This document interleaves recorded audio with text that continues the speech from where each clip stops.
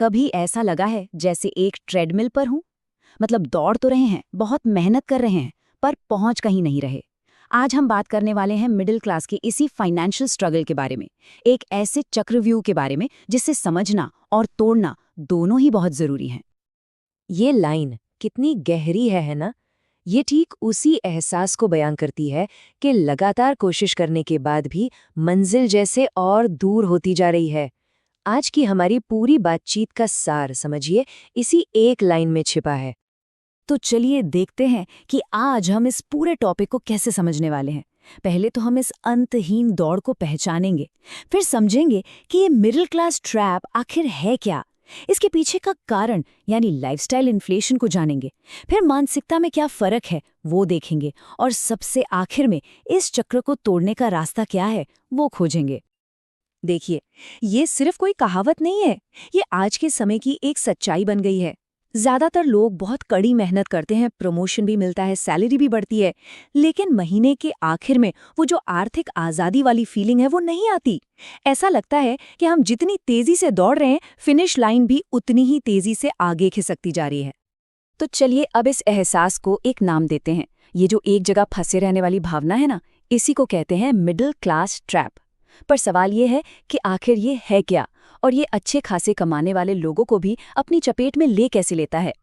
यहाँ पर ध्यान देने वाली बात यह है कि एक अच्छी नौकरी और अच्छी सैलरी, जो आइडियल रीख में तो आज़ादी का रास्ता होनी चाहिए, वही अक्सर एक जाल बन जाती है। होता क्या है कि पैसा ज़रूरतों को पूरा करने के बाद बचत या निवेश में जाने के बजाय ऐसी चीज़ों पर खर्च होने लगता है जो समाज में हमारा स्टेटस दिखाती हैं, और बस यहीं से ये जाल बुनना शुरू हो जाता है। और असल जिंदगी में ये जाल दिखता कैसा है? कुछ इस तरह।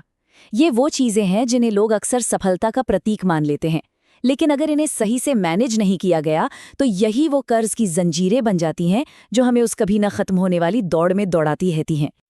अब सवाल उठता है कि इस जाल के पीछे का पूरा सिस्टम क्या है, मतलब ये काम कैसे करता है? इसका एक बहुत बड़ा कारण है लाइफस्टाइल इन्फ्लेशन। ये एक ऐसा कॉन्सेप्ट है जो समझाता है कि क्यों ज्यादातर लोगों की बढ़ी हुई सैलरी कभी उनकी नेटवर्थ में बदल ही नहीं पाती।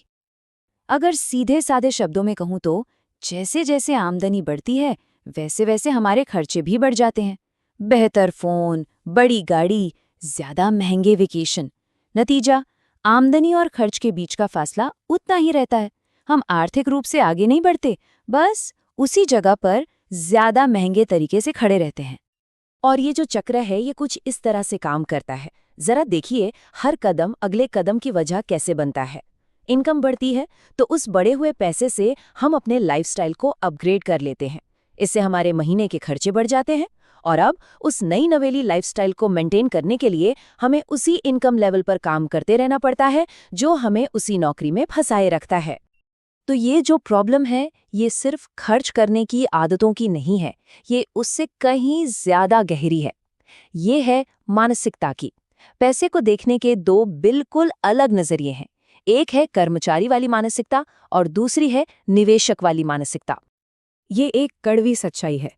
हमारा पूरा का पूरा एजुकेशन सिस्टम हमें एक अच्छी नौकरी पाने के लिए, एक बहुत बढ़िया कर्मचारी बनने के लिए तैयार करता है, लेकिन वो हमें ये नहीं सिखाता कि अपनी मेहनत की कमाई को अपने लिए काम पर कैसे लगाया जाए, जो कि असल में दौलत बनाने का सीक्रेट है। और इन दोनों सोच में जमीन आसमान का फर्क है। एक तरफ वो सोच है जहां मेहनत की कमाई दूसरों की जेब में जा रही है, सरकार के पास टैक्स के रूप में, बैंकों के पास ईएमआई के रूप में। वहीं दूसरी तरफ वो सोच है जहां फोकस सिर्फ एक चीज पर होता है, ऐसी संपत्ति यानी कि एसेट्स बनाना जो पैसा कमाकर हमारी जेब में डालें। ठीक है, तो हमने समस्या की जड़ को अच्छी तरह समझ लिया है। अब आते हैं सबसे जरूरी सवाल पर, इस चक्र से बाहर कैसे निकला जाए। अच्छी खबर ये है कि इसका एक रास्ता है, और वो रास्ता हमारी सोच और हमारी आदतों में छोटे छोटे बदलाव से शुरू होता है। ये 3 कदम सुनने में जितनी सरल हैं, उतने ही ज्यादा पावरफुल हैं। पहला, दिखावे की दौड़ से बाहर निकलिए। खर्च अपनी जरूरत के लिए करिए, दूसरों को दिखाने के लिए नहीं। दूसरा, पैसे की भाषा सीखिए। समझिए कि एसेट क्या है जो जेब में पैसा डालता है, और लायबिलिटी क्या है जो जेब से पैसा निकालती है। और तीसरा और सबसे जरूरी, अपने पैसे को अपना कर्मचारी बनाइए ताकि वो आपके लिए 24 घंटे काम करे। इस एक लाइन में बहुत गहरी सच्चाई छिपी हुई है। देखिए, असली दौलत वो नहीं है जो दिखती है, बल्कि वो है जो आपके लिए काम करती है तब भी जब आप सो रहे हों। अमीर दिखने की कोशिश ही अक्सर हमें असल में गरीब बना देती है। तो आज के लिए बस ये एक सवाल, जब महीने के आखिर में सैलरी आती है तो वो पैसा असल में किसके लिए काम कर रहा है? बैंकों के लिए, बड़ी बड़ी कंपनियों के लिए, या फिर आपके अपने भविष्य के लिए? इस पर जरूर सोचिएगा।